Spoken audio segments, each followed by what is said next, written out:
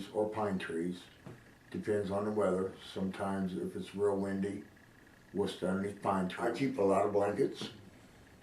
I keep candles. You can take a candle about that big around and about that thick, and it'll keep you warm all night long. I would just put it on the ground, and I would get underneath my blankets, and the flame would be coming up in between my knees, and it'll keep you nice and warm. Yeah. You keep a little. There's probably, I'm gonna estimate between 10, sometimes 20 people underneath the same bridge. It's really rough. I've had knives drawn. I've drawn knives. There's been a lot of fist fights. The worst thing I seen was a guy getting his belly cut open. And also a guy getting a knife through his chin. I want to say it's kind of rough living on the streets because you never know who's going to come up on you. You don't know what their attitude's going to be. So you have to be a little wiser too, because you never know what they're going to do.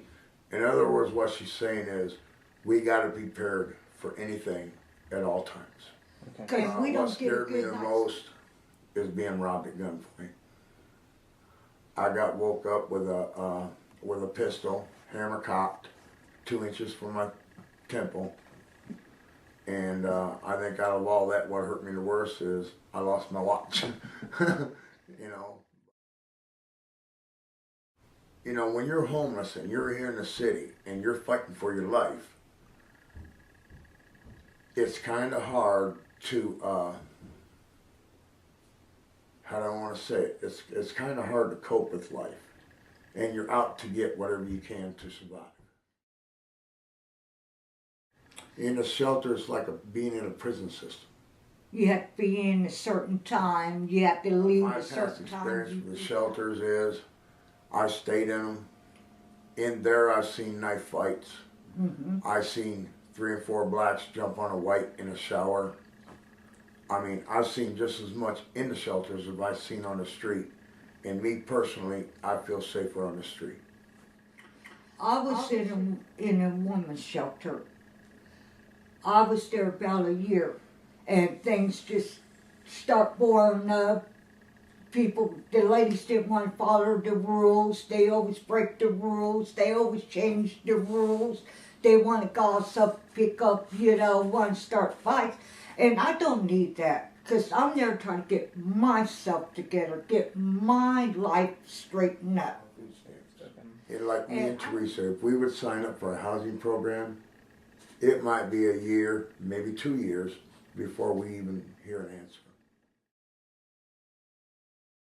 I've been homeless about a year, because I lost my husband last year. He had Alzheimer's, and I took care of him 2.5 years before he passed away. And I was working in a nursing home about 7 years around Alzheimer people, so I knew the signs and everything. I had him in a nursing home a couple times, but he refused to go because he takes off, wander out of nursing home trying to find me. So I decided that I lost my job, but I took care of him, and we was living on his disability checks before he passed away. I got 2 sons. I raised my husband's son when he was 9 years old. He's my stepson. I talked to them, but they won't have nothing to do with me after he passed away. When I was in prison, I couldn't get a hold of nobody. I couldn't contact my children. And I just couldn't get a hold of nobody. I went for like 15 years before I even talked to my kids. I try to give back what people give to me.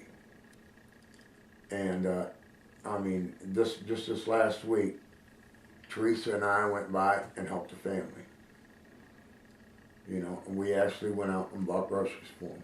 They got their groceries, but we paid for them. Through our food stamps. There's a lot of soup kitchens around Kansas City area. There's trucks that run around here. There's 2 trucks. One comes on Friday, and then we got another truck that comes on Mondays, Wednesdays, and Saturdays.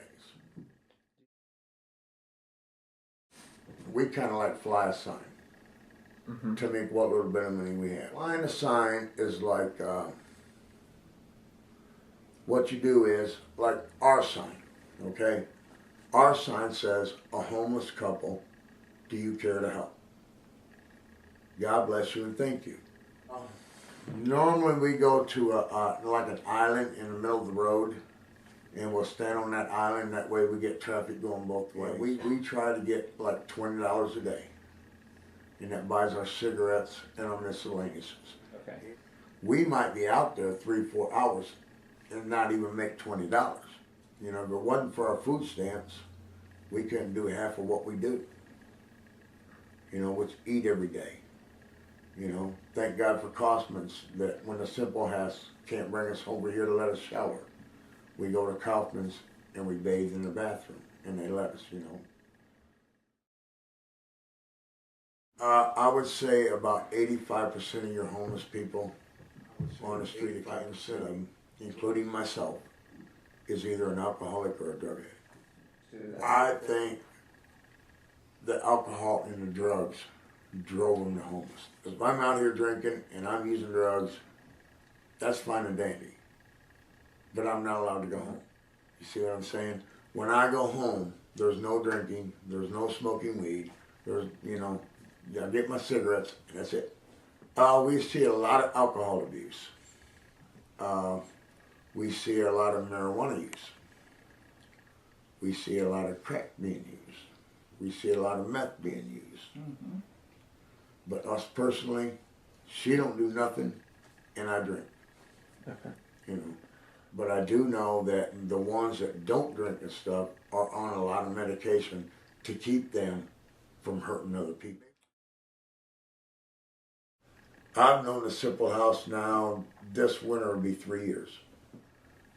I was sleeping on a bridge, and about 4 of them.